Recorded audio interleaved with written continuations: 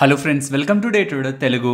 Good evening. Sensex to 86 points gain అయి 81,741 దగ్గర close అయితే నిఫ్టీ 94 పాయింట్స్ గెయిన్ అయి 24,951 దగ్గర క్లోజ్ అయింది. whereas bank Nifty 54 points gain అయి 51,553 దగ్గర క్లోజ్ అయింది. ఇవాల్టి మార్కెట్ ఒక ప్రైస్ యాక్టివిటీ లాస్ట్ చాలా డేస్ ఒక ప్రైస్ యాక్టివిటీకి చాలా డిఫరెన్స్ ఉంటుంది. బ్యాంక్ నిఫ్టీ మంత్లీ ఎక్స్పైరీ ఇవాళ గట్టిగా మాట్లాడితే ఒక 200 పాయింట్స్ కూడా స్ట్రాంగ్ గా బ్యాంక్ నిఫ్టీ మూవ్ అవ్వలేదు. హై నుంచి లోకి చూస్తే మూవ్ మనకు కనిపిస్తున్న యావరేజ్ లోయర్ ఎండ్ లో 51,450 అండ్ హైయర్ ఎండ్ లో 51,500 600 జోన్ లో నియర్లీ ఒక 200 పాయింట్ జోన్ లో ఇవాళ బ్యాంక్ నిఫ్టీ ఒక ఎక్స్పైరీ జరిగింది.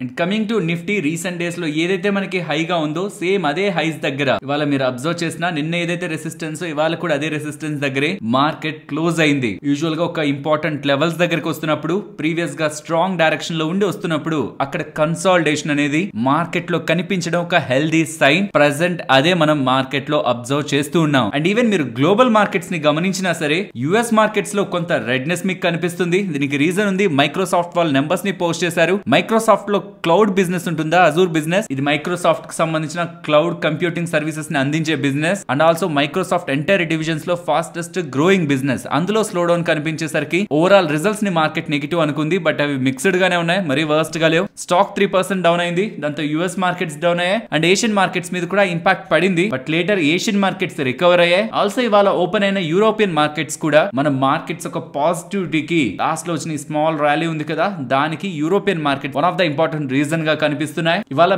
Metal and pharma sectors 1% above దగ్గరగా స్ట్రాంగ్ గా మూవ్ అయ్యాయి. అండ్ చాలా టైం బ్యాక్ నుంచి బ్యాంక్ ఆఫ్ జపాన్ వాళ్ళ దగ్గర నుంచి డెసిషన్ వస్తుంది అనుకుంటున్నాం కదా. 2 days బ్యాక్ వీళ్ళ మీటింగ్ స్టార్ట్ అయింది అండ్ ఇవాళ ఎండ్ అయింది. లాస్ట్ 17 years లో ప్రీవియస్ గా ఒకసారి రేట్ హైక్ చేశారు. దాని తర్వాత ఇది రెండోసారి 0.25% దగ్గరగా బ్యాంక్ ఆఫ్ జపాన్ వాళ్ళు వాళ్ళ వడ్డీ రేట్లను అయితే పెంచారు. అండ్ నెక్స్ట్ రాబోతున్నది యుఎస్ ఫెడ్ వాళ్ళ మీటింగ్ అప్డేట్ ఇవాళ నైట్ వస్తుంది. ఫ్రెండ్స్ అగైన్ చెప్తున్నాను, మార్కెట్ లో ఎటువంటి ఎక్స్పెక్టేషన్ కూడా లేదు వడ్డీ రేట్లు కట్ చేస్తారని. న్యూట్రల్ గా 9th టైం కూడా లాస్ట్ 8 times దగ్గరగా వాళ్ళు వడ్డీ రేట్లను పెంచకుండా తగ్గించకుండా పాస్ చేస్తున్నాం అని కామెంట్స్ చేస్తూ వచ్చారు. ఈసారి కూడా అదే కామెంట్ చేస్తారు. కానీ నెక్స్ట్ కమింగ్ మీటింగ్ లో వడ్డీ రేట్లు కట్ చేసే ఆలోచనలో ఉంటున్నట్టు చిన్న సిగ్నల్ మార్కెట్ కి ఇచ్చినా కూడా అది పాజిటివ్ గానే మనం తీసుకోవాలి. లేదు మనం అనుకుంటుంది జరగకుండా ఏ మాత్రం రేట్ కట్ ఈసారే కానీ ఇచ్చారంటే, ఇప్పుడే రేట్ కట్ కానీ ఇచ్చారంటే very big surprise, positive surprise రేపు మన మార్కెట్స్ ని హిట్ చేస్తుంది. ఇది positive scenario. Versus negative side కూడా చూడాలి కదా, ప్రతిదానికి బోత్ సైడ్స్ ఉంటాయి. నెగిటివ్ గా ఒకవేళ మార్కెట్ కి హర్ట్ చేసేలా ఒకవేళ వడ్డీ రేట్లని కట్ చేసే ఆలోచన మేము కొంత టైం వరకు ఆపాలనుకుంటున్నాం. ఎకానమీ రిలేటెడ్ గా ఇంపాక్ట్ ఏం లేదు కాబట్టి వడ్డీ రేట్లు ఇప్పుడు ఎందుకు కట్ చేయడం అనేలా థింక్ చేస్తున్నాం అని ఇప్పటి వరకు ఉన్న టోన్ ఏదైనా మారుస్తున్నా అది కూడా మార్కెట్ ని ఫాలో అయ్యేలా చేస్తుంది. న్యూట్రల్ గా వదిలేసే ఛాన్సెస్ ఎక్కువ. మార్కెట్ ఇప్పటి వరకు ఏమనుకుంటుందో అదే వదిలేసే ఛాన్స్ ఎక్కువ. పెద్ద మార్కెట్ కూడా రియాక్ట్ అవ్వకపోవచ్చు అనే ఛాన్సెస్ ఎక్కువ. బట్ సర్ప్రైజెస్ కూడా చాలా సందర్భాల్లో ఫెడ్ దగ్గర నుంచి వచ్చాయి కాబట్టి ప్రతిసారి ఇలాంటి మీటింగ్ ఉంటున్నప్పుడు జాగ్రత్తగా ఉండమని ట్రేడర్స్ కి చెప్తూ ఉంటాను. అండ్ పొజిషనింగ్ కూడా ఏం స్ట్రాంగ్ గా మీకు కనిపించదు. నేను మీకు నిన్నటి వీడియోలో కూడా చెప్పాను, ఎప్పుడైనా ఒక ఇంపార్టెంట్ లెవెల్ దగ్గరకు వచ్చినప్పుడు మోస్ట్లీ మార్కెట్ కన్సాలిడేట్ అవుతుంది. అండ్ అదే పాయింట్ లో పొజిషన్స్ కూడా ఎఫ్ఐఎస్ దగ్గర నుంచి కానీ క్లయింట్స్ దగ్గర నుంచి కానీ అటు పాజిటివ్ గాను స్ట్రాంగ్ గా బిల్డ్ అయిపోవు, అటు నెగిటివ్ గాను బిల్డ్ అయిపోవు. బేస్ ఫామ్ అయి మార్కెట్ లో లిక్విడిటీ అరేజ్ అయ్యేంత వరకు ప్రీవియస్ గా ఉన్న పొజిషన్స్ బుక్ అవడమా, ఫ్రెష్ గా పొజిషన్స్ బిల్డ్ అవడమా, ఇవి ఇంపార్టెంట్ లెవెల్స్ దగ్గరే సపోర్ట్స్ అండ్ రెసిస్టెన్స్ దగ్గరే జరుగుతుంటాయి. కాబట్టి ఆ పీరియడ్స్ లో మనకు కొంత consolidation even in big players ఒక యాక్టివిటీస్ లో కూడా కనిపిస్తుంది. అదొక హెల్దీ సైన్. కొన్నిసార్లు అది కనిపించదు, కొన్నిసార్లు ఏ మాత్రం పట్టించుకోకుండా అలా మార్కెట్ వెళ్ళిపోతుంది పైకో కిందకో. బట్ ఆ మూవ్ అనేది సస్టైన్ అవ్వదు most of the times. But ఇలా కొంచెం కన్సాలిడేట్ అవుతూ బేస్ ఫామ్ చేసుకొని తర్వాత వచ్చే మూవ్ కి స్ట్రాంగ్ విజిబిలిటీ ఉంటుంది. ఆల్మోస్ట్ 66% దగ్గరగా నెట్ లాంగ్ పొజిషన్స్ ని ఎఫ్ఐఎస్ ఇండెక్స్ ఫ్యూచర్స్ లో హోల్డ్ చేస్తున్నారు. సో ఫెడ్ రిలేటెడ్ గా ఈవెంట్ అయిపోతే అయిపోయిందని అనుకోకండి. ఆర్బీఐ రిలేటెడ్ గా monetary policy committee meeting August 6 to 8 ఉంటుంది. బట్ 6, 7 మనం ఏం అబ్జర్వ్ చేయాల్సిన నీడ్ లేదు. మనం చేయాల్సిందల్లా ఆగస్ట్ 8th 10 నుంచి 11 లోపు వచ్చే అవుట్కమ్ కి మన ట్రేడింగ్ పొజిషన్స్ ఇంపాక్ట్ అవ్వకుండా ప్రొటెక్ట్ చేసుకొని ఉండడం. ఆగస్ట్ 8th ఒక half an hour or 45 minutes వోలటాలిటీకి రెడీగా ట్రేడర్స్ ఉండాలన్నదే ఈ ఈవెంట్ నుంచి మనం అర్థం చేసుకోవాల్సింది. ఇక్కడ ఏం సర్ప్రైజ్ లేని రావు. బట్ బ్యాంకింగ్ సిస్టమ్ రిలేటెడ్ గా కామెంట్స్ వచ్చే స్కోప్ ఉంది. రీసెంట్ టైమ్స్ లో అలాంటి కామెంట్స్ వస్తున్నాయి ఆర్బీఐ గవర్నర్ గారి దగ్గర నుంచి కానీ. అండ్ బిలో పొజిషన్స్ లో ఉంటున్న వాళ్ళు కూడా బ్యాంకింగ్ స్పేస్ ని వార్న్ చేస్తూ కొన్ని స్టేట్మెంట్స్ చేస్తున్నారు. ప్రాబబ్లీ ఈసారి అలాంటి స్టేట్మెంట్స్ ఏమైనా ఉన్నా అది బ్యాంకింగ్ స్పేస్ ని ఇంపాక్ట్ చేస్తున్న విషయాన్ని గుర్తుంచుకోవాలి. అండ్ రీసెంట్ టైమ్స్ లో రిపీటెడ్ గా చెప్తున్నాను, బట్ ఎక్కడ ఏ ఫైనాన్షియల్ ప్లాట్ఫామ్స్ లో లేదు. అది కొంచెం చిన్న ఈవెంట్ అనుకొని తీసుకుంటారేమో అని డేట్స్ ని కూడా చూపించి చెప్తున్నాను. ఇక్కడ మీరు చూస్తే జూలై 3rd మీకు most of the financial platforms లో ఇది పబ్లిష్ అయి ఉంటుంది. జూలై 2nd, 3rd ఇలా జూలై 1st డేట్స్ లోనే మీకు ఈ డేటా పబ్లిష్ అయి ఉంటుంది. బట్ దాని తర్వాత అందరూ దాన్ని నెగ్లెక్ట్ చేస్తుంటారు. కానీ ఆగస్ట్ 13 MSCI EM ఇండెక్స్ లో, ఎమర్జింగ్ మార్కెట్ ఇండెక్స్ లో రీబ్యాలెన్సింగ్ రిలేటెడ్ గా అఫీషియల్ అనౌన్స్మెంట్ వస్తుంది. HDFC బ్యాంక్ రిలేటెడ్ గా వెయిటేజ్ పరంగా ఇది ఎలా మారుతుంది? వెయిటేజ్ పెరుగుతుందా? మోస్ట్లీ పెరగాలి as per rules. In fact market లో కూడా అప్డేట్ ఉంది. ఉంటున్న పర్సెంటేజ్ హెడ్ రూమ్ ప్రకారం 25% ఫారెన్ రూమ్ కి, FIS కి హెడ్ రూమ్ ఉంది కాబట్టి ఖచ్చితంగా వెయిటేజ్ పెరుగుతుందని ఎక్స్పెక్టేషన్స్ ఉన్నాయి. బట్ అది స్టాక్ ప్రైస్ లో అయితే రిఫ్లెక్ట్ అవ్వలేదు. వీళ్ళు షేర్ హోల్డింగ్ ప్యాటర్న్ ని పబ్లిష్ చేసినప్పుడు మరి అఫీషియల్ అనౌన్స్మెంట్ అప్పుడు స్టాక్ ఎలా రియాక్ట్ అవుతుంది? అఫీషియల్ అనౌన్స్మెంట్ కోసం వెయిట్ చేస్తూ దాని తర్వాత రియాక్ట్ అవుదాం అనుకుని బిగ్ ప్లేయర్స్ వెయిట్ చేస్తున్నారా లేదా అన్నది ఈ ఆగస్ట్ 13 మనకి అప్డేట్ అవుతుంది. And coming to market activity, market direction లో వెళ్తున్నప్పుడు క్లియర్ గా మనకి అప్ ట్రెండ్ అని చూపిస్తున్నప్పుడు మనకి కంఫర్ట్ ఉందా లేదా అన్నది సెకండరీ. బికాస్ మనకంటే మార్కెట్ పెద్దది. ఆ డైరెక్షన్ ని రెస్పెక్ట్ చేయడం కూడా మార్కెట్ లో ఉన్న వాళ్ళగా మనం చేయాలి. నిజంగా మనకు అంత వ్యూ ఉంటే ఒకవేళ మార్కెట్ డైరెక్షన్ కి అగేనెస్ట్ గా దెన్ వీక్నెస్ మనకు కన్ఫర్మేషన్ ఇచ్చేంత వరకు వెయిట్ చేయాలి. కాబట్టి స్ట్రాంగ్ మూవ్ ఉంటున్నప్పుడు నేనైతే మార్కెట్ డైరెక్షన్ తోనే వెళ్దాం అనుకుంటాను. ఇక్కడ ఉంటున్న మార్కెట్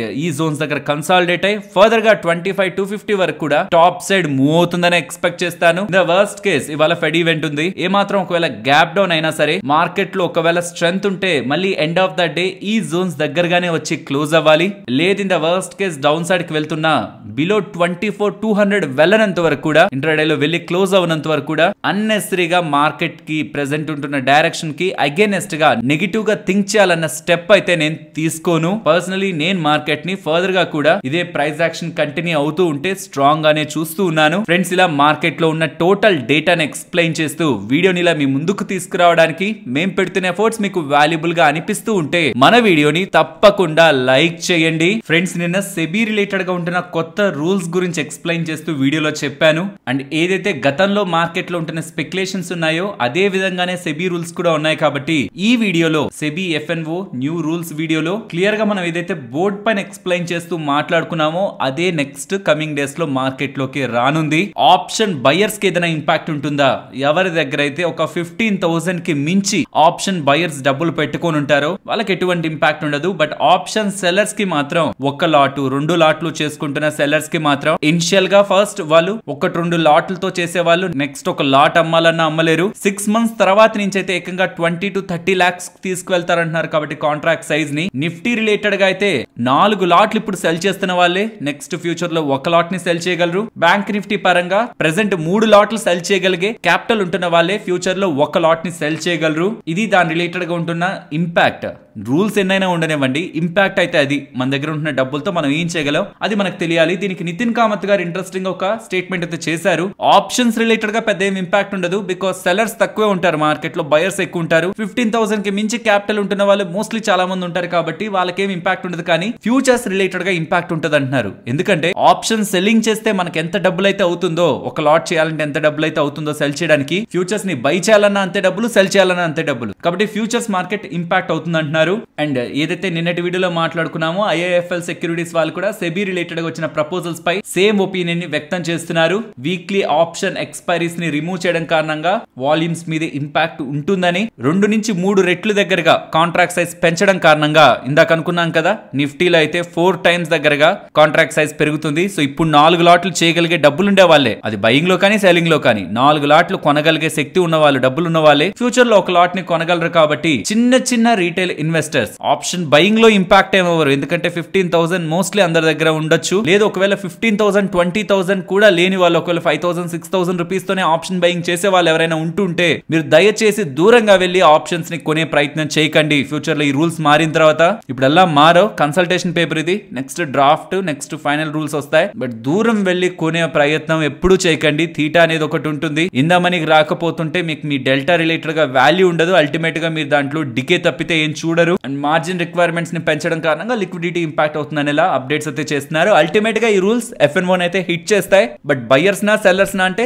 సెల్లర్స్ నే హిట్ చేస్తాయి ఎవరికి ఎక్కువ ఇంపాక్ట్ ఉంటుందంటే. కాబట్టి జిరోదా CEO నితిన్ కామత్ గారు కూడా ఆప్షన్ రిలేటెడ్ గా కంటే ఫ్యూచర్స్ రిలేటెడ్ గా ఇంపాక్ట్ అంటున్నారు. ఎందుకంటే ఆప్షన్ సెల్లర్స్ కి తెలుసు ఆప్షన్ ఒకటి సెల్ చేయడానికి ఎంత డబ్బులు కావాలో, ఫ్యూచర్స్ లో బై చేయాలన్నా సెల్ చేయాలా ఇంచుమించు అంతే డబ్బులు కావాలి. అండ్ ఆప్షన్ లో బయర్స్ కంటే సెల్లర్స్ తక్కువ ఉంటారు కాబట్టి ఓవరాల్ ఆప్షన్ మార్కెట్ ఇంపాక్ట్ అవుతుందని అయితే ఎక్కువ అనుకోవట్లేదు. అండ్ ఈవెన్ మన సెబీ చైర్మన్ గారు కూడా సుమారుగా 50 నుంచి 60 వేల కోట్ల దగ్గరగా ప్రతి సంవత్సరం FNO లో నష్టపోతున్నారు. అంత డబ్బుల్ని వేరే దానికి ఎక్కడికైనా యూజ్ చేయొచ్చు కదా, లైక్ ప్రొడక్టివ్ గా దేనికైనా యూజ్ చేయొచ్చు కదా, FNO లో ఇంత దారుణంగా నష్టపోతున్నారు. కాబట్టి ఇది ఒక మ్యాక్రో ఎకనామిక్ ఇష్యూ అయింది కాబట్టి మేము ఈ స్టెప్స్ తీసుకొస్తున్నామనేలా తన ఆలోచన విధానాన్ని ఎక్స్ప్లెయిన్ చేసే ప్రయత్నం చేశారు. నిజంగా నష్టపోతున్న వాళ్ళకి హెల్ప్ చేయాలని ఈ స్టెప్స్ తీసుకొస్తున్నట్లయితే డెఫినెట్ గా ప్రతి ఒక్కరూ దీన్ని యాక్సెప్ట్ చేయాల్సిందే. కానీ ప్యారలల్ గా రీసెంట్ బడ్జెట్ లో STTని పెంచడం, ఆల్రెడీ నష్టపోతున్న వాళ్ళ మీద కూడా STT పెరుగుతున్నట్టే. సో నష్టపోతున్న వాళ్ళ దగ్గర నుంచి ఇంకా అడిషనల్ గా ట్యాక్స్ తీసుకోవాలనే ప్రయత్నం బడ్జెట్ లో నిర్మలా సీతారామన్ గారి సైడ్ నుంచి లేకుండా ఈ చర్యల్ని తీసుకొని ఉంటే బాగుండేదేమో. బట్ ఇప్పుడు లాస్ అవుతున్న వాళ్ళు తగ్గుతున్నారా లేదా పక్కన పెడితే రీసెంట్ టైమ్స్ లో వచ్చిన బడ్జెట్ లో చేంజెస్ కారణంగా STT పెంచడం, రూపాయి నష్టపోతున్న దగ్గరికి ఇంకొక పావలను 10 పైసలు ఇంకాస్త అడిషనల్ గా వాడికి లాస్ డ్యూ టు STT పెరగడం కారణంగా ఉంటుంది. ప్రాఫిట్ వచ్చిన వాడికి ఎలా అయినా చార్జెస్ పెద్ద మ్యాటర్ అవ్వేమో, బట్ లాస్ అయిన వాళ్ళకి కూడా STT పే చేయాల్సిందే కదా. ఇది కూడా గవర్నమెంట్ ఒకసారి ఆలోచిస్తే బాగుంటుంది. నెక్స్ట్ ఇంకొకటి కూడా చెప్పాలనుకుంటున్నాను. ఒకవేళ ఇప్పుడు ప్రవేశపెట్టబోతున్న రూల్స్ రిలేటెడ్ గా మీకు ఏదైనా ఇష్యూ ఉంటే, ఎందుకంటే ఇది కన్సల్టేషన్ పేపర్, మీ అందరి ఒపీనియన్స్ ని కూడా సెబీ వాళ్ళు అడుగుతున్నట్టే, మీకు ఒకవేళ ఒపీనియన్ ఉంటే దెన్ మీ డీటెయిల్స్ ని ఫిల్ చేసి ఇదిగోండి ఈ ఫార్మాట్ లో ఇది ఒక ట్విట్టర్ యూజర్ పెడుతున్నారు, మీకు ఒక రిఫరెన్స్ గా చూపిస్తున్నాను. ఇప్పుడు తీసుకురాబోతున్న చేంజెస్ ని మీరు స్ట్రాంగ్ గా అగ్రీ చేస్తారా, పార్షియల్ గా అగ్రీ చేస్తారా, డిసగ్రీ చేస్తారా, స్ట్రాంగ్ గా డిసగ్రీ చేస్తారా? మీకు మీనింగ్ అర్థమైంది అనుకుంటున్నాను. ఇది సెలెక్ట్ చేసుకొని మీ ఒపీనియన్ ఏంటి ఇప్పుడు తీసుకొస్తున్న రూల్స్ పై, ఏ రకంగా మార్పులు తీసుకొస్తే మీరు ఇంకా బెటర్ గా ఉంటుంది అనుకుంటున్నారన్న మీ ఒపీనియన్స్ ని కూడా సెబీ వాళ్ళకి అందించొచ్చు. లింక్ డిస్క్రిప్షన్ కామెంట్ సెక్షన్ లో ఇస్తున్నాను. సెబీ వాళ్ళ రిలేటెడ్ గా పబ్లిక్ కామెంట్స్ కావాల్సిన లింక్ ఇస్తున్నాను. ఇక్కడ కన్సల్టేషన్ పేపర్ దగ్గరకు వచ్చేసరికి లాస్ట్ సెలెక్ట్ చేసుకోవాలి మీరు, స్ట్రెంగ్తెన్ ఇండెక్స్ డెరివేటివ్స్ ఫ్రేమ్వర్క్ అని సెలెక్ట్ చేసుకొని మీ ఒపీనియన్స్ ని సబ్మిట్ చేయొచ్చు. లింక్ డిస్క్రిప్షన్ కామెంట్ సెక్షన్ లో ఉంటుంది, ఒకసారి చెక్ చేయండి. నాకు తెలిసి FNO రిలేటెడ్ గా ఇంకొక వీడియో రిక్వైర్మెంట్ లేదనుకుంటున్నాను. లేదు, ప్రెసెంట్ ఉంటున్న రూల్స్ ని ఇంకా విత్ ఎగ్జాంపుల్స్ తో పాటు డీటెయిల్డ్ గా ఎక్స్ప్లెయిన్ చేస్తూ సాటర్డే వీడియో చేయమన్నా నేను ఇంకొకసారి కూడా వీడియో చేస్తాను. బట్ ఈ వీడియో సరిపోతుంది అనుకుంటున్నాను, మీరే చెప్పాలి. ఇది చూసిన వాళ్ళు, ఆల్రెడీ చూసిన వాళ్ళు క్లియర్ గా మీకు రూల్స్ అన్ని అర్థమయ్యాయా? లాస్ట్ వీడియోలో చెప్పినవి అండ్ ప్రీవియస్ గా చెప్పినవి అన్ని మీకు క్లియర్ గా అర్థమయ్యాయా? దెన్ అయితే ఓకే. ఇఫ్ అర్థం కాలేదు, మాకు డీటెయిల్డ్ గా ఇంకొకసారి విత్ ఎగ్జాంపుల్స్ తో పాటు డీటెయిల్డ్ గా బోర్డ్ మీద ఎక్స్ప్లెయిన్ చేస్తూ చెప్పండి అన్న. ఈ సాటర్డే వీడియోని మీ ముందుకు తీసుకొస్తాను. ఫ్రెండ్స్, ఇలా న్యూస్ అప్డేట్స్ ని అనాలిసిస్ చేస్తూ మీ ముందుకి కంటెంట్ తీసుకురావడానికి మేం పెడుతున్న ఎఫర్ట్స్ మీకు వాల్యుబుల్ గా అనిపిస్తూ ఉంటే మన వీడియోని తప్పకుండా లైక్ చేయండి. మోడీ గారి ప్రభుత్వంలో ఉంటున్న నితిన్ గడ్కరీ గారికి హ్యాట్స్ ఆఫ్ చెప్పాలి. ఎప్పటి నుంచో నా మైండ్ లో ఉంటున్నది. And even 2-3 term insurance videos లో కూడా నేను ఇది మెన్షన్ చేశాను. లైఫ్ ఇన్సూరెన్స్ మీద, పర్టికులర్ గా టర్మ్ ఇన్సూరెన్స్ మీద అండ్ హెల్త్ ఇన్సూరెన్స్ మీద గవర్నమెంట్ ట్యాక్స్ ని వేయడం ఏంటి? అసలు గవర్నమెంటే ఇవ్వాలి అవి. ప్రతి ఒక్క పౌరుడికి హెల్త్ ఇన్సూరెన్స్, టర్మ్ ఇన్సూరెన్స్, వాళ్ళకి ఏదైనా జరుగుతున్నా వాళ్ళకి ఆర్థికంగా ఇబ్బంది కాకుండా వాళ్ళని ప్రొటెక్ట్ చేసుకునే విధానాన్ని ప్రభుత్వం కల్పించాల్సింది. గవర్నమెంటే దాని మీద అధికంగా ట్యాక్స్ ని వేస్తూ ఇంకా వాటి ప్రీమియమ్స్ ని ప్రజల నుంచి తీసుకోవడం అయితే సరికాదు. అండ్ దీనికి కరెక్ట్ గా నితిన్ గడ్కరీ గారు నిర్మలా సీతారామన్ కి లేఖనైతే రాశారు. 18% GST ని వేస్తున్నాం మనం లైఫ్ ఇన్సూరెన్స్ పై, దాన్ని వెంటనే మనం వెనక్కి తీసుకోవడం మంచిది. అండ్ మెడికల్ ఇన్సూరెన్స్ పైన కూడా మనం వేస్తున్న GST ని తొలగించడం మంచిదనేలా తన అభిప్రాయాన్ని చెప్తూ కేంద్ర ఆర్థిక శాఖ మంత్రి నిర్మలా సీతారామన్ గారికి లేఖ రాస్తూ ఉండడం hats off to Nitin Gadkari గారు అని చెప్పాలి. ఏముందిలే GST అంటే కొంత కదా వేస్తారని అనుకుంటారేమో. CNBC యాంకర్ ఇంపార్టెంట్ డేటాను షేర్ చేశారు, ఒకసారి గమనించండి. టోటల్ హెల్త్ ఇన్సూరెన్స్ కడుతున్నది, సంవత్సరానికి కడుతున్నది FY24 లో చూస్తే 1,10,000 కోట్లు. లైఫ్ ఇన్సూరెన్స్ రిలేటెడ్ గా కలెక్ట్ చేస్తున్నది 3,78,000 కోట్లు. ఇవన్నీ GST లేకుండా. దీనికి GST ని కలుపుకుంటే హెల్త్ ఇన్సూరెన్స్ లో 19,600 కోట్ల దగ్గరగా GST హెల్త్ ఇన్సూరెన్స్ మీద వస్తుంది. 68,000 కోట్ల దగ్గరగా GST లైఫ్ ఇన్సూరెన్స్ మీద వస్తుంది. రెండింటిని కలుపుకుంటే 87,600 కోట్ల రూపాయలు ప్రభుత్వానికి health insurance and life insurance. Life లో చాలా ఉంటాయి, అందులో one of the product term insurance. వీటి కారణంగా 87,600 కోట్ల దగ్గరగా గవర్నమెంట్ కి ఆదాయం వస్తుంది. నితిన్ గడ్కరీ గారు బీజేపీ ప్రభుత్వంలో వన్ ఆఫ్ ద ఇంపార్టెంట్ పర్సనే. కానీ ఎంత ఇంపార్టెంట్ పర్సన్ అయినా 87,600 కోట్లు వచ్చే ఇన్కమ్ ని ప్రభుత్వం ఆపుతుందా? ఒకవేళ ఆపితే షూర్ గా చెప్తున్నాను, ప్రజల గురించి ఇది ఆలోచించే ప్రభుత్వం అని గట్టిగా నమ్మడానికి మనకు ఒక రీజన్ దొరుకుతుంది. ఉంటుంది. ఒకవేళ ఇది కూడా పట్టించుకోకుండా పోతే మాత్రం సొంత పార్టీలో హైయెస్ట్ క్యాడర్ లో ఉంటున్న నేతలు ప్రజల గురించి, ప్రజల ఫ్యూచర్ గురించి ఆలోచించిస్తున్న ఈ సజెషన్స్ ని కూడా పట్టించుకోకపోతే మాత్రం నాకు తెలిసి ఒక బిగ్ మిస్టేక్ అనేది అయితే నా ఒపీనియన్. అండ్ మీరేమనుకుంటున్నారు? Health insurance and term insurance పై ప్రభుత్వాలు తీసుకుంటున్న ఈ జిఎస్టీలు 18% జిఎస్టీ ఉంది. తగ్గితే అది మనకే కదా ఆదాయం. కడుతున్న వాడికి ప్రీమియంలు తగ్గుతాయి. అలా తగ్గిన ప్రీమియంస్ ని చూసి ఇంకాస్త మంది ఎక్కువ వాటిని తీసుకుంటారు. అండ్ ఆల్రెడీ అది కడుతున్న వాళ్ళు తగ్గిన డబ్బుల్ని ఇన్వెస్ట్ చేసుకోవడమా, ఇంకేదైనా వాళ్ళ పర్సనల్ నీడ్స్ కి వాడుకోవడమా చేస్తారు. కాబట్టి ఈ హెల్త్ అండ్ టర్మ్ ఇన్సూరెన్స్ ని ప్రమోట్ చేయడానికి డెఫినెట్ గా గవర్నమెంట్ ఈ స్టెప్ తీసుకోవాలనేది నా అభిప్రాయం. మీ ఒపీనియన్స్ ని కూడా కామెంట్ సెక్షన్ లో చెప్పండి. అండ్ ఇక్కడ ట్విస్ట్ ఏం జరిగింది? సెబీ వాళ్ళ ఈ కొత్త రూల్స్ లో one of the important rule ఏంటి? ప్రతి ఎక్స్చేంజ్ నుంచి, ఇక్కడ ఎన్ని ఎక్స్చేంజ్లు ఉన్నాయి మనకి? మెయిన్ గా స్టాక్ మార్కెట్ రిలేటెడ్ ఉంటున్న మెయిన్ ఇండెక్స్ ఏంటి మనకి? ఎన్ఎస్సి అండ్ బిఎస్సి కదా. ఎంసీఎక్స్ ని పక్కన ఉంచండి, కమోడిటీస్ అది. ఎన్ఎస్సి అండ్ బిఎస్సి కదా. అలా ప్రతి ఎక్స్చేంజ్ నుంచి వీక్లీ ఒక బెంచ్ మార్క్ ఇండెక్స్ ని ట్రేడ్ చేయాలని చెప్పారు వీక్లీ ఎక్స్పైరీస్ కి. బిఎస్సి కి ఎన్ని బెంచ్ మార్క్ ఇండెక్స్ ఉన్నాయి ట్రేడ్ చేసుకోవడానికి? సెన్సెక్స్ అండ్ బ్యాంక్ ఎక్స్ రెండు ఉన్నాయి. ఎన్ఎస్సి దగ్గర ఎన్ని ఉన్నాయి? నిఫ్టీ ఉంది, బ్యాంక్ నిఫ్టీ ఉంది, ఫిన్ నిఫ్టీ ఉంది. మిడ్ క్యాప్ రిలేటెడ్ గాను వాళ్ళకి expiry contract bench mark index ఉంది. సో వారానికి ఒకటే తీసుకురావాలంటే ఎన్ఎస్సి వాళ్ళు 4 బెంచ్ మార్క్ ఇండెక్స్ నుంచి ఒకటే సెలెక్ట్ చేసుకోవాలి వీక్లీ. అలా చూస్తే Nifty or in the worst case bank నిఫ్టీని వాళ్ళు సెలెక్ట్ చేసుకుంటారు. మిగిలిన వాటిలో వాళ్ళకి బిజినెస్ పోతున్నట్టే. ఇప్పటి వరకు ప్రతిరోజు ఎక్స్పైరీలో వాళ్ళకి పోతున్నట్టే. వేరే సెన్సెక్స్ కి వచ్చేసరికి వాళ్ళ దగ్గర ఉండే రెండే, ఒకటి సెన్సెక్స్ ఎక్స్పైరీ, ఇంకొకటి bank X expiry. Bank X ఎవరైనా ట్రేడ్ చేయడం మీరు విన్నారా? చాలా తక్కువ ట్రేడ్ చేస్తారు అందులో. కాబట్టి బ్యాంక్ ఎక్స్ ని వాళ్ళు వదిలేసుకొని కేవలం సెన్సెక్స్ ఎక్స్పైరీ పెట్టుకోవడం కారణంగా బిఎస్సి కి పోయేదేం లేదు, కానీ ఎన్ఎస్సి కి చాలా పోతుంది. ఆ లెక్కల ప్రకారం చూస్తే, కొంచెం డేటాను చూస్తే ఇంటర్నల్ గా వెళ్ళి FY24 లో రీసెంట్ ఫైనాన్షియల్ ఇయర్ లో ఆప్షన్స్ కారణంగానే ఎన్ఎస్సి కి వచ్చిన లాభం 60% దగ్గరగా ఉంటే బిఎస్సి కి వస్తున్న లాభం 40% ఉంది. కాబట్టి తీసుకొస్తున్న చేంజెస్ తో ఈజీగా ఎన్ఎస్సి ఒక ఇన్కమ్ 35% దగ్గరగా ఇంపాక్ట్ అవుతుంటే బిఎస్సి కి సంబంధించి 15 to 20% ఇంపాక్టే. ఇంకా దానికంటే తక్కువ కూడా ఉండొచ్చు. ఇన్ఫాక్ట్ అన్ని సరిగ్గా జరిగితే అది బిఎస్సి కి పాజిటివ్ కూడా కావచ్చు. ఎందుకంటే నెంబర్ ఆఫ్ కాంట్రాక్ట్స్ అన్ని తగ్గిపోయి వారంలో 1-2 మిగిలాయి అనుకోండి. ఒకటి ఫ్రమ్ ఎన్ఎస్సి, రెండోది ఫ్రమ్ బిఎస్సి, ఒకటి నిఫ్టీ, ఇంకొకటి సెన్సెక్స్ కి సంబంధించిన ఎక్స్పైరీ మిగిలితే ఫండ్స్ అన్ని కూడా బ్యాంక్ నిఫ్టీని, ఫిన్ నిఫ్టీని ట్రేడ్ చేస్తున్న ఫండ్స్ అన్ని కూడా నిఫ్టీకి సెన్సెక్స్ కి ఈక్వల్ గా వెళ్తే ఇప్పటి వరకు సెన్సెక్స్ రిలేటెడ్ గా ఉంటున్న లిక్విడిటీ కంటే, యాక్టివిటీ కంటే, ఓవరాల్ ట్రేడింగ్ యాక్టివిటీ కంటే ఇంకా పెరిగే స్కోపే ఎక్కువగా కనిపిస్తుంది. కొంత లాజికల్ గా చూస్తే సెబీ వాళ్ళు తీసుకొచ్చిన కొత్త రూల్స్ ఎన్ఎస్సి ని బిగ్ గా హిట్ చేస్తాయి, బట్ బిఎస్సి ని అలా హిట్ చెయ్యవు. ఇన్ఫాక్ట్ బిఎస్సి కి టెంపరీగా నెగిటివ్ గా ఉంటున్నా లాంగ్ టర్మ్ లో అది పాజిటివ్ గా తీసుకువెళ్లే స్కోపే ఎక్కువ ఈ రూల్స్ కానీ పాస్ అయితే. కాబట్టి స్టాక్ ఇవాళ 6% పెరిగింది. ఎన్ఎస్సి ఐపీఓగా వచ్చింటే బాగుండు. ఈ రూల్స్ కు ముందే మంచి వాల్యుయేషన్ తో వచ్చేసిండొచ్చు. కానీ ఇప్పుడు ఈ రూల్స్ తీసుకొచ్చిన తర్వాత ఎన్ఎస్సి ఐపీఓగా వచ్చిన ప్రీవియస్ గా ఉన్నంత వాల్యుయేషన్ ఆ బజ్ ఇప్పుడు ఎన్ఎస్సి కి లోపిస్తుంది. అండ్ బ్రోకింగ్ యాప్స్ కూడా మెజారిటీ ఆఫ్ వీళ్ళ ఇన్కమ్ మోస్ట్లీ ఆప్షన్స్ ట్రేడింగ్ అనే ఉంటుంది. కాబట్టి స్టార్టింగ్ లో కొంత ఫాల్ అయినా తర్వాత ఆప్షన్ ట్రేడింగ్ చెప్పాను కదా, 15,000 కంటే అబౌవ్ ఉన్న వాళ్ళకి బయర్స్ కి ఏం ఇంపాక్ట్ ఉండదు. సెల్లర్స్ తక్కువ మందే ఉంటారు కాబట్టి వాళ్ళకి ఇంపాక్ట్ జరిగిన ఈ బ్రోకింగ్ యాప్స్ పెద్దగా నష్టపోయేదేం లేదు. సెల్లర్స్ నుంచి వీళ్ళకేం పెద్ద రెవెన్యూ ఉండదు. కాబట్టి స్టాక్స్ ఇవాళ ఎక్కువగా రియాక్ట్ అయిన స్టార్టింగ్ లో, తర్వాత మళ్ళీ రికవర్ అయిపోయాయి. సో ఓవరాల్ సెబీ నుంచి లాభపడబోతున్న స్టాక్ ఏదైనా ఉందా అంటే టెంపరీగా చూస్తే నెగిటివ్ అనిపిస్తుంది. బ్యాంక్ ఎక్స్ పోతుంది కదా వీళ్ళకి వీక్లీ నుంచి అని. కానీ సెన్సెక్స్ కి ఇంకా బిజినెస్ పెరిగే స్కోప్ ఉందన్న విషయాన్ని మనం గుర్తుంచుకోవాలి. అండ్ ఇంకొకటి కూడా మనం గుర్తుంచుకోవాల్సింది, బ్యాంక్ నిఫ్టీ, ఫిన్ నిఫ్టీ, మిడ్ క్యాప్ ఎక్స్పైరీస్ ఏవైతే జరిగాయో అవి కంప్లీట్ గా పోవు. ఎందుకంటే వీక్లీ ఒకటి మాత్రమే ఉండాలన్నారు, కానీ మంత్లీ ఒక కాంట్రాక్ట్ ని ఎన్ఎస్సి వాళ్ళు మెయింటైన్ చేసుకోవచ్చు. సో బ్యాంక్ నిఫ్టీకి సంబంధించి ఒకవేళ వీక్లీ ఎక్స్పైరీ కాంట్రాక్ట్ గా నిఫ్టీయే ఉండాలని వాళ్ళు డిసైడ్ అయితే బ్యాంక్ నిఫ్టీ మంత్లీ ఎక్స్పైరీ ఖచ్చితంగా ఉంటుంది, ఫిన్ నిఫ్టీ మంత్లీ ఎక్స్పైరీ ఖచ్చితంగా ఉంటుంది, and mid cap monthly expiry కూడా ఖచ్చితంగా ఉంటుంది. వాటి మంత్లీ ఎక్స్పైరీస్ ఉంటాయి, బట్ వీక్లీ మాత్రం ఒకటే పెట్టాలంటే మోస్ట్లీ ఎన్ఎస్సి వాళ్ళు నిఫ్టీనే చూస్ చేసుకుంటారు. ఫ్రెండ్స్, ఎవరెవరైతే లోన్ తీసుకొని కట్టలేకుండా పోతూ ఉంటారో వాళ్ళ రిలేటెడ్ గా గతంలో సంవత్సరం క్రితం సుప్రీంకోర్టు వాళ్ళు ఒక తీర్పునిచ్చారు. అండ్ ఇప్పుడు ఫైనల్ గా ఆర్బీఐ వాళ్ళు ఒక మాస్టర్ డైరెక్షన్ ని బ్యాంక్స్ కి అండ్ ఫైనాన్షియల్ ఇన్స్టిట్యూషన్స్ కి పంపిస్తున్నాయి. కొంచెం జాగ్రత్తగా వినండి. మీకు ఒక బిజినెస్ ఉంటున్నా, ఈవెన్ లోన్ తీసుకొని కట్టలేని పరిస్థితిలోకి వెళ్తున్నా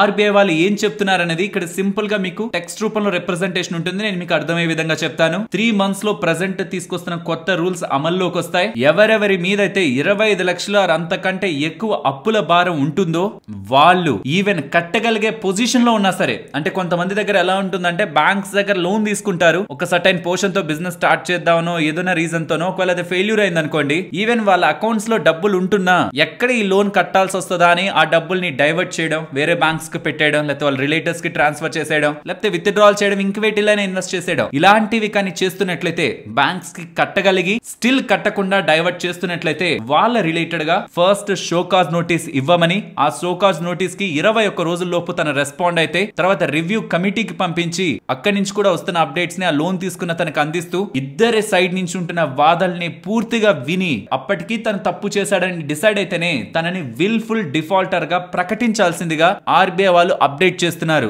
ఏంటిది విల్ఫుల్ డిఫాల్టర్ అయితే ఏమొస్తుంది, ఏం పోతుంది, అతనికి లోన్ కట్టడు కదా అల్టిమేట్ గా. అంటే ఒక్కసారి విల్ఫుల్ డిఫాల్టర్ అయ్యాడంటే దేని మీద అయితే లోన్ తీసుకున్నాడో దాని మీద అడిషనల్ లోన్ తను ఎప్పటికీ తీసుకోలేడు. ఇన్ఫాక్ట్ తన పేరుని ఈ విల్ఫుల్ డిఫాల్టర్ లిస్ట్ లోంచి తీసిన తర్వాత కూడా 1 సంవత్సరం పాటు తీసుకోలేడు. అది అదే బిజినెస్ పరంగా. కొత్త బిజినెస్ ఏదైనా చేయాలన్నా, ఇంకేదైనా సెగ్మెంట్ రిలేటెడ్ గా తనకు లోన్ కావాలన్నా ఏ బ్యాంక్ కూడా విల్ఫుల్ డిఫాల్టర్ లిస్ట్ నుంచి పేరు తీసేసిన 5 సంవత్సరాల వరకు కూడా లోన్ ని ప్రొవైడ్ చెయ్యదనేలా రూల్స్ అయితే చెప్తూ ఉన్నాయి. అండ్ ఆర్బీఐ వాళ్ళు బ్యాంక్స్ కి చెప్తున్నది అయితే ఇమీడియట్ గా ఏవైతే ఎన్పిఎస్ నాన్ పర్ఫార్మింగ్ అసెట్స్ 25 లక్షల కంటే అబవ్ ఉంటాయో అన్నిటిని ఒకసారి స్క్రీన్ చేయండి, ఎగ్జామిన్ చేయండి. ఎవరెవరైనా డిఫాల్ట్ అయ్యే ఛాన్సెస్ ఉన్నాయా, వాళ్ళ దగ్గర ఆల్రెడీ డబ్బులుంటూ కట్టకుండా పోదామని ఎవరైనా ప్రయత్నిస్తున్నారా, అయినా సరే ఇమీడియట్ గా వాళ్ళని విల్ఫుల్ డిఫాల్టర్ గా చేయొద్దు. ఇదే సుప్రీంకోర్టు చెప్పింది. డబ్బులు కట్టలేని ప్రతి ఒక్కరిని దొంగలా చూడొద్దని చెప్పారు సుప్రీంకోర్టు వాళ్ళు. నిజంగానే వాళ్ళ పరిస్థితులు బాలేవా, వాళ్ళ రీజన్స్ ఏంటి ఎగ్జామిన్ చేయండి. మీరు ఎగ్జామిన్ చేసిన దానికి షోకాజ్ నోటీస్ ఇవ్వండి, దానికి తనకు సంబంధించిన రిప్లైని చూడండి. తర్వాత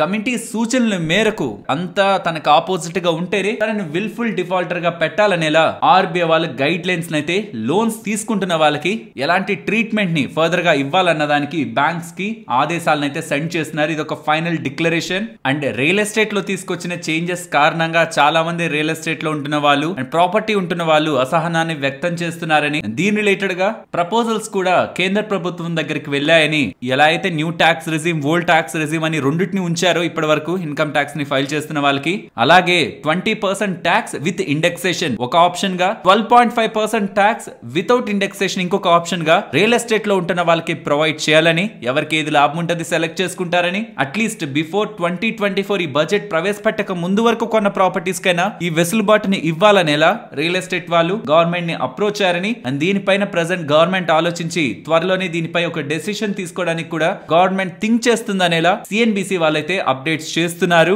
సో ఫైనలీ ప్రజల్లో ఎప్పుడైతే కొంత అసహనం కనిపిస్తుందో గవర్నమెంట్స్ కి, ఏ ప్రభుత్వాలకైనా ప్రజల్లో ఒక తీవ్రమైన అసహనం కనిపిస్తుందని అనిపిస్తే దానిపై చర్యలు తీసుకోవడానికి ప్రభుత్వాలు ఆలోచిస్తాయన్న దానికి ఇది ఒక ఎగ్జాంపుల్ గా చూడొచ్చు. ఫైనలీ రియల్ ఎస్టేట్ పరంగా రీసెంట్ గా తీసేసిన ఇండెక్సేషన్ బెనిఫిట్ ని తిరిగి తీసుకొచ్చే విధానంలో గవర్నమెంట్ థింక్ చేస్తుందనేలా అప్డేట్స్ అయితే కనిపిస్తున్నాయి. బట్ అల్టిమేట్ గా నిజంగా ఇది ఫైనాన్స్ మినిస్ట్రీ కన్సిడరేషన్ లోకి తీసుకుంటుందా, లేదు తీసుకొచ్చిన మార్పుల్ని మళ్ళీ వెనక్కి తిరిగి వెళ్ళమనేలా కొత్త మార్పుల్ని అలానే ఉంచుదామని ప్రయత్నిస్తారా అనేది విత్ టైం డిసైడ్ అవుతుంది.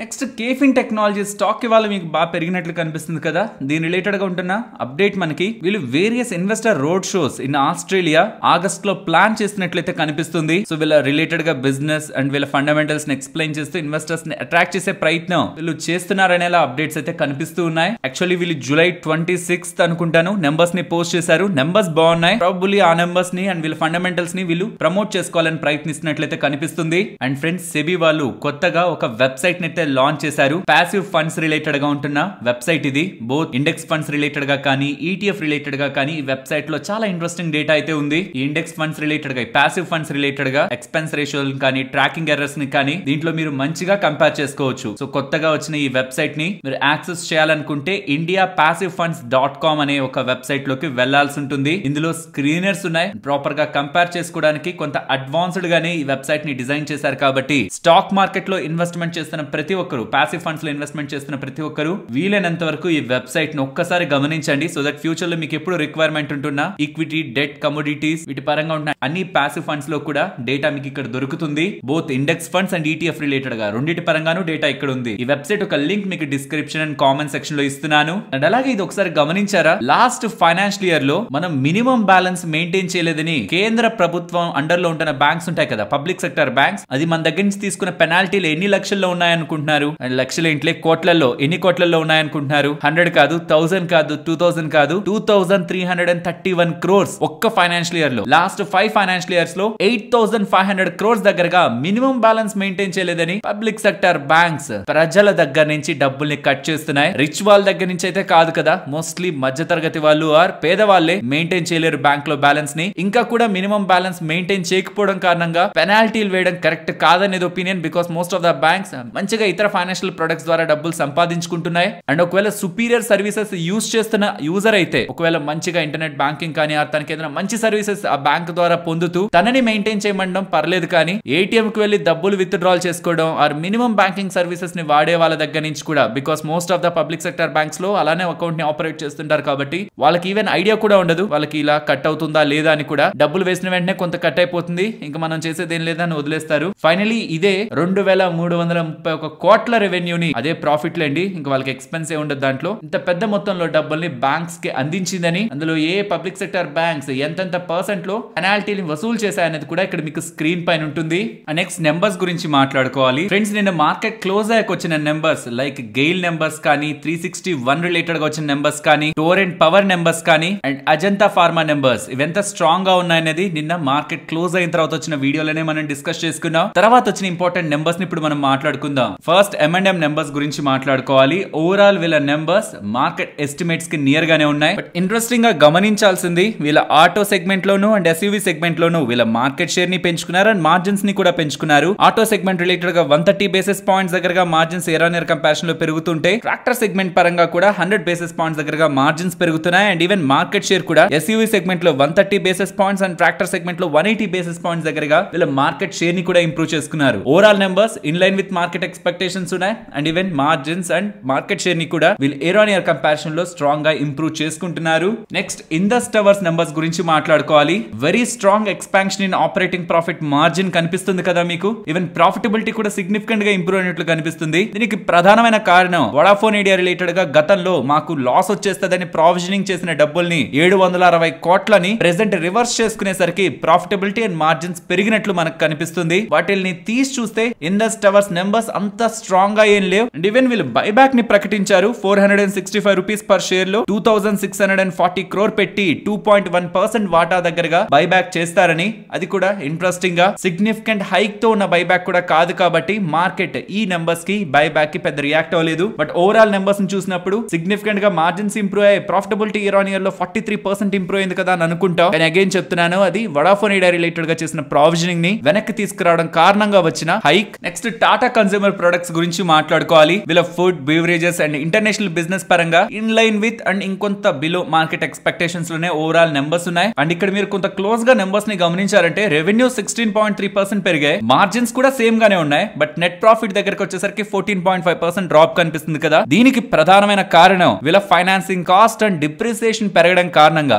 అండ్ ఇవి కూడా ఎందుకు పెరిగాయి, ఫైనాన్సింగ్ కానీ డిప్రిసియేషన్ కానీ ఎందుకు పెరిగాయి, రీసెంట్ టైమ్స్ లో కొత్త అక్విజిషన్స్ చేశారు కదా, వాటి రిలేటెడ్ గా డెట్ అండ్ దానికి సంబంధించిన ఫైనాన్సింగ్ కాస్ట్ పెరిగింది. అండ్ వాటి అసెట్స్ కూడా ఇంక్లూడ్ అవుతూ ఉండడం, డిప్రిసియేషన్ కూడా ఈసారి పెరిగింది. దీని కారణంగా ప్రాఫిట్ డౌన్ అయినట్టు కనిపిస్తుంది. కానీ overall numbers in line with market expectations ఉన్నాయి. And most important management guidance కదా, ఆల్ స్ట్రాంగ్ గానే ఇస్తున్నారు. కమింగ్ టైమ్స్ లో మంచిగానే గ్రో అవుతాం, మార్కెట్ లో లీడింగ్ గ్రోత్ ని తీసుకొస్తాం అనేలా టాటా కన్స్యూమర్ వాళ్ళు చెప్తున్నారు. కాబట్టి ఓవరాల్ రిజల్ట్స్ ప్లస్ గైడెన్స్ ని చూసినప్పుడు పాజిటివ్ గానే మనం చూడొచ్చు. Next Solara active pharma sciences గురించి మాట్లాడుకోవాలి. European union good manufacturing practices inspection EU GMP inspection successful గా వీళ్ళ పాండిచేరి రిలేటెడ్ ఉంటున్న manufacturing ఫెసిలిటీకి March 4th to 8th 2024 లో జరిగిన ఇన్స్పెక్షన్ కి సక్సెస్ఫుల్ అప్రూవల్ వీళ్ళకి దొరికిందని. So that with the standard వీరు యూరోపియన్ యూనియన్ కి సంబంధించిన గుడ్ మ్యానుఫ్యాక్చరింగ్ ప్రాక్టీసెస్ ఫాలో అవుతున్నట్లు రికగ్నైజ్ చేయబడతారు. కాబట్టి ఆ పర్టికులర్ మ్యానుఫ్యాక్చరింగ్ ఫెసిలిటీలో తయారవుతున్న మెడిసిన్స్ కి European union loan and particular గా జర్మనీలో బిజినెస్ చేసేందుకు వీళ్ళకి హోప్ దొరుకుతున్నట్లు. కాబట్టి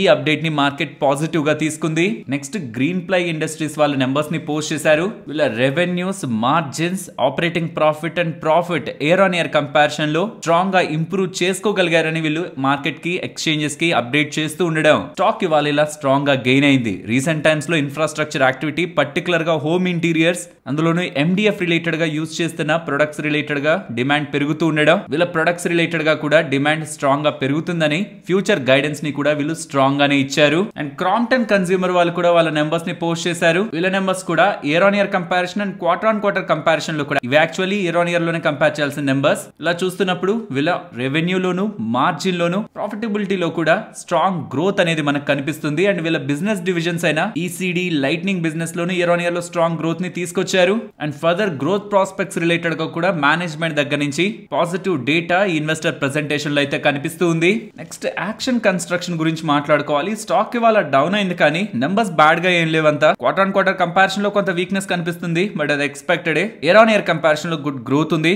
overall action construction numbers just because ఇవాళ స్టాక్ ఫాల్ అయిందని నెగిటివ్ గా అంత స్ట్రాంగ్ నెగిటివ్ గా చూడాల్సిన రీజన్ లేదు. Overall numbers in line with market expectations ఉన్నాయి. నెక్స్ట్ దీపక్ ఫర్టిలైజర్స్ నెంబర్స్ గురించి మాట్లాడుకోవాలి. ఇయర్ ఆన్ ఇయర్ కంపారిజన్ లో రెవెన్యూస్ ఫ్లాట్ గా ఉంటాయి, మార్జిన్స్ స్ట్రాంగ్ గా ఇంప్రూవ్ అయ్యాయి. లాస్ట్ టైం 12% మార్జిన్స్ ఉంటే ఇప్పుడు 20% మార్జిన్స్ ఉన్నాయి. కాబట్టి నెంబర్స్ ఫ్లాట్ గా ఉంటున్న రెవెన్యూస్ ప్రాఫిటబిలిటీ సిగ్నిఫికెంట్ గా జంప్ అయింది. ఆల్మోస్ట్ 76% దగ్గరగా ప్రాఫిటబిలిటీ ఇంప్రూవ్ అయింది. క్వార్టర్ ఆన్ క్వార్టర్ కంపారిజన్ లో డీ గ్రోత్ ఉంటుంది, బట్ దీపక్ ఫర్టిలైజర్ బిజినెస్ అంటేనే అగ్రి బేస్డ్ ఉంటుంది కాబట్టి ఇది ఇయర్ ఆన్ ఇయర్ లోనే కంపేర్ చేయాల్సిన బిజినెస్. అండ్ గుర్తుంచుకోండి, స్టాక్ ఇవాళ డౌన్ అయింది కరెక్టే, కానీ లాస్ట్ 1 మంత్ లోనే సిగ్నిఫికెంట్ గా ఆల్రెడీ స్టాక్ పెరిగిపోయింది. 37% దగ్గరగా ఆల్రెడీ పెరిగింది 1 మంత్ లో. కాబట్టి even after this number stock లో కొంత కరెక్షన్ వచ్చింది ఇవాళ, బట్ ఓవరాల్ నెంబర్స్ డీసెంట్ గానే ఉన్నాయి. నెక్స్ట్ ఇండియా మార్ట్ నెంబర్స్ గురించి మాట్లాడుకోవాలి. ఫ్రాంక్లీ నెంబర్స్ బానే ఉన్నాయి, మరి ఎందుకు స్టాక్ ఇవాళ ఇంతలా కరెక్ట్ అయింది? వీళ్ళ కంపెనీ యొక్క guidance week commentary coming times లో వీళ్ళ బిజినెస్ గ్రోత్ ప్రాస్పెక్ట్స్ రిలేటెడ్ గా మేనేజ్మెంట్ ఇస్తూ ఉండడం. Due to this week guidance stock ఇవాళ ఫాల్ అయింది, కానీ not because of numbers. Next Adani power వాళ్ళ నెంబర్స్ గురించి మాట్లాడుకుంటే లాస్ట్ ఇయర్ సేమ్ పాయింట్ తో వీళ్ళ నెంబర్స్ ని కంపేర్ చేయొద్దు. Because of other income last time profitability చాలా ఎక్కువ ఉంటుంది, దాన్ని తీసి మనం కంపేర్ చేయాలి. Overall numbers on quarter basis మీకు బెటర్ గానే కనిపిస్తాయి, బట్ పవర్ బిజినెస్ కదా, ఇయర్ ఆన్ ఇయర్ లోనే కంపేర్ చేయాలి. అలా చూస్తున్నప్పుడు లాస్ట్ ఇయర్ తో కంపేర్ చేస్తే ఎక్స్పెక్టెడ్ లైన్ లోనే ప్రెసెంట్ అదాని పవర్ నెంబర్స్ అయితే కనిపిస్తూ ఉన్నాయి. అగైన్ చెప్తున్నాను, నెట్ ప్రాఫిటబిలిటీని మీరు కంపేర్ చేస్తున్నప్పుడు అదర్ ఇన్కమ్ ని లాస్ట్ ఇయర్ ఉంటున్న అదర్ ఇన్కమ్ ని తీసి కంపేర్ చేయాలనే విషయాన్ని గుర్తుంచుకోవాలి. లాస్ట్ ఇయర్ అదర్ ఇన్కమ్ ఎంత సిగ్నిఫికెంట్ గా ఉందనేది ఇక్కడ మీరు గమనించొచ్చు. 7,103 crores దగ్గరగా ఉంది లాస్ట్ టైం అదర్ ఇన్కమ్. ఈసారి కేవలం 518 crores other income. Overall Adani power numbers కూడా బెటర్ గా ఉన్నాయి. నెక్స్ట్ జీ ఎంటర్టైన్మెంట్ నెంబర్స్ గురించి మాట్లాడుకోవాలి. యాక్చువల్లీ వీళ్ళ నెంబర్స్ లో మీరు గమనిస్తే యాడ్ రెవెన్యూ తగ్గుంటుంది, అది వీళ్ళ ఎలక్షన్స్ రిలేటెడ్ గా ఈవెంట్ కారణంగా తగ్గిందని చెప్తున్నారు, which is reasonable. Subscription Z5 ఉంది కదా, దీని రిలేటెడ్ గా మంచి బిజినెస్ రైజ్ అయింది. And most important other income strong గా వచ్చింది. వీళ్ళ జీ స్టూడియో ఉంది కదా, రీసెంట్ టైమ్స్ లో వీళ్ళు కొన్ని సినిమాలు తీశారు, ప్రాబబ్లీ అక్కడి నుంచి మంచి ప్రాఫిట్ వచ్చినట్లుంది. ఓవరాల్ నెంబర్స్ నది మార్చింది. దీంతో రెవెన్యూస్ మంచిగా ఇంప్రూవ్ అయ్యాయి, మార్జిన్స్ అండ్ ప్రాఫిటబిలిటీలో కూడా గుడ్ గ్రోత్ జీ ఎంటర్టైన్మెంట్ వాళ్ళు ఇవాళ ఎక్స్చేంజెస్ కి రిపోర్ట్ చేశారు. And after market closing Maruti వాళ్ళు వాళ్ళ నెంబర్స్ ని పోస్ట్ చేశారు. With respect to year on year comparison sales volume improve అయింది, నెట్ సేల్స్ ఇంప్రూవ్ అయ్యాయి, మీన్స్ రెవెన్యూ ఇంప్రూవ్ అయింది. Operating profit and profit year on year comparison లో good improvement Maruti వాళ్ళు నమోదు చేస్తున్నారు. అండ్ మెటీరియల్ కాస్ట్ కూడా తగ్గుతున్నట్లు అండ్ ఇతర ఎక్స్పెన్సెస్ కూడా తగ్గడం కారణంగానే మార్జిన్ అండ్ ప్రాఫిటబిలిటీ ఇంప్రూవ్ అవుతున్నట్లయితే మనకు అర్థమవుతుంది. ఓవరాల్ మారుతి సుజుకి వాళ్ళ నెంబర్స్ అబోవ్ మార్కెట్ ఎక్స్పెక్టేషన్స్ ఉన్నాయి. కాబట్టి ఐ థింక్ లాస్ట్ నెంబర్స్ ని పోస్ట్ చేసే కొంత టైం ముందు స్టాక్ లో ఒక మంచి జంప్ కనిపించింది. నెక్స్ట్ వేదాంత గురించి మాట్లాడుకోవాలి. 2 అప్డేట్స్ ఉన్నాయి. ఒకటి మార్కెట్ ఓపెనింగ్ కి ముందు ఉన్న అప్డేట్, ఇంకొకటి మార్కెట్ క్లోజ్ అయ్యాకున్న అప్డేట్. 2 positive updates. వీళ్ళకి 75% ఆఫ్ సెక్యూర్డ్ క్రెడిటర్స్ దగ్గర నుంచి వీళ్ళ బిజినెస్ డీమర్జర్ రిలేటెడ్ గా అప్రూవల్ వచ్చిందని మార్కెట్ ఓపెనింగ్ కి ముందు వీళ్ళ అప్డేట్ వచ్చింది. నిన్న ఎక్స్చేంజెస్ కి అప్డేట్ చేశారు. అండ్ క్లోజ్ అయ్యాక వస్తున్న update both NSE and BSE దగ్గర నుంచి వేదాంత డీమర్జర్ కి ప్రపోజ్డ్ డీమర్జర్ కి ఆమోదం దొరికింది ఫ్రమ్ NSE అండ్ BSE అని. నెక్స్ట్ పవర్ గ్రిడ్ వాళ్ళకి 40,000 కోట్లకి విలువ చేసే ఒక order relating to under see inter connection deal middle east కంపెనీతో దొరికిందనేలా ఏదైతే వార్తలు గతంలో ఫైనాన్షియల్ ప్లాట్ఫామ్స్ లో కనిపించాయో అవి ఇన్కరెక్ట్ అని, అలాంటి డీల్ ని వీళ్ళేం చేయలేదనేలా పవర్ గ్రిడ్ వాళ్ళు clarification relating to rumour exchanges కి అప్డేట్ చేశారు. రీసెంట్ టైమ్స్ సెబీ వాళ్ళు కొత్త రూల్స్ తీసుకొచ్చారు కదా, ఏవైనా రూమర్స్ వస్తే అది వెంటనే చెప్పాలని. దీని రిలేటెడ్ గానీ అప్డేట్ కనిపిస్తుంది. నెక్స్ట్ నిఫ్టీ అలాగే bank Nifty support and resistance present ఉన్న లెవెల్స్ నుంచి డౌన్ సైడ్ 24,880 అండ్ బిలో 24,820. ఇక్కడ నుంచి up side 25,77 above 25,163. Coming to bank Nifty ఇక్కడ నుంచి top side 51,880 and below 51,250. And coming to market range recent times లో చాలా time తర్వాత మనం రేంజ్ ని డిస్కస్ చేసుకుంటున్నాం. 24,500 బిలో అండ్ 25,300 అబౌవ్. ఈ 800 పాయింట్ రేంజ్ లో నిఫ్టీ కమింగ్ డేస్ లో ట్రేడ్ అవుతుందనేలా పర్సనలీ ఎక్స్పెక్ట్ చేస్తున్నాను. ఇఫ్ రాంగ్ అవుతుంటే ఒకవేళ market due to any uncertain events, fed కానీ గ్లోబల్ గా ఉంటున్న అన్సర్టెనిటీ కానీ ఏదైనా జరుగుతూ ఉంటే మార్కెట్ లో ఉంటున్న రియాక్షన్ బట్టి ఫర్దర్ గా నా అభిప్రాయాన్ని మీతో పంచుకుంటాను. ఓకే, మరి ఉంటాను. మరొక ఇంట్రెస్టింగ్ వీడియోతో మళ్ళీ మీ ముందుకు వస్తాను. అంతవరకు టేక్ కేర్. జై హింద్.